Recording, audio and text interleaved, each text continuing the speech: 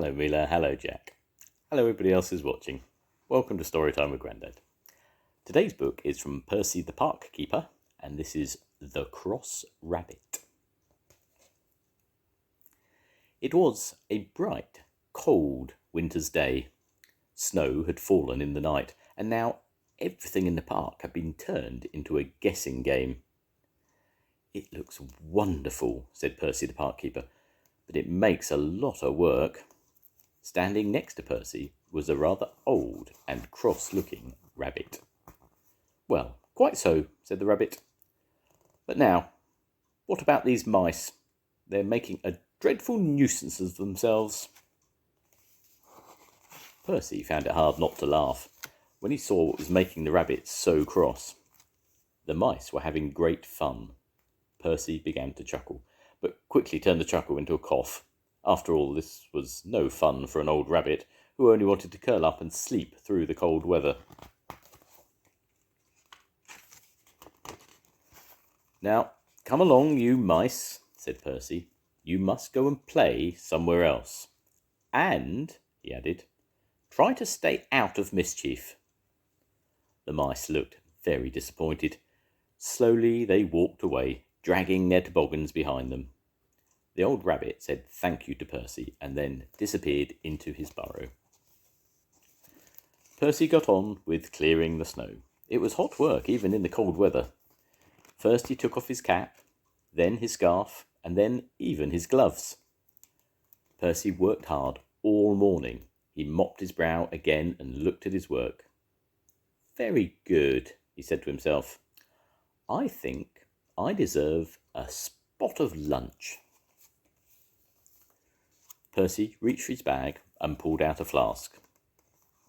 "That's funny," he said.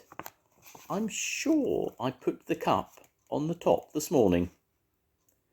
You know, I'll have my yoghurt first and drink from the empty carton." Percy took out a strawberry yoghurt and began to rummage through his bag. "That's odd," he said. "No spoon. It was a strange lunch. A lid was missing from a small box of dates, and the bottom half of one of Percy's cheese rolls had disappeared. And Percy was sure he'd packed an orange, but there was no sign of it now. It was all very puzzling. It felt colder to Percy as he went back to work. He reached for his scarf and his cap, but now they had disappeared too.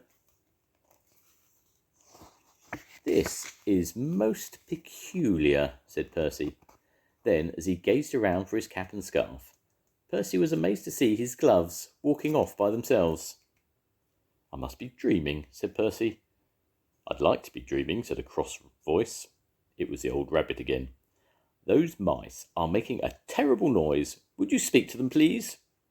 And with that, the rabbit stumped off. Percy followed. "Look," said the rabbit. Percy looked.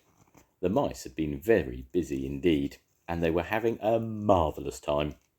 "Hello, Percy," they called, but suddenly they looked worried. "You're not going to tell us to stop, are you?" Percy glanced at the old rabbit. "Well, no," he said to the mice.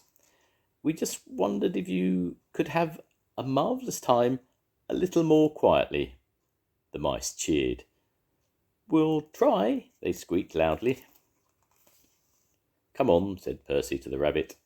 "I think I've got some cotton wool in my bag. A little in each ear should do the trick." The end. Goodbye, Mila. Goodbye, Jack. I'll see you soon. Goodbye, everyone. Bye.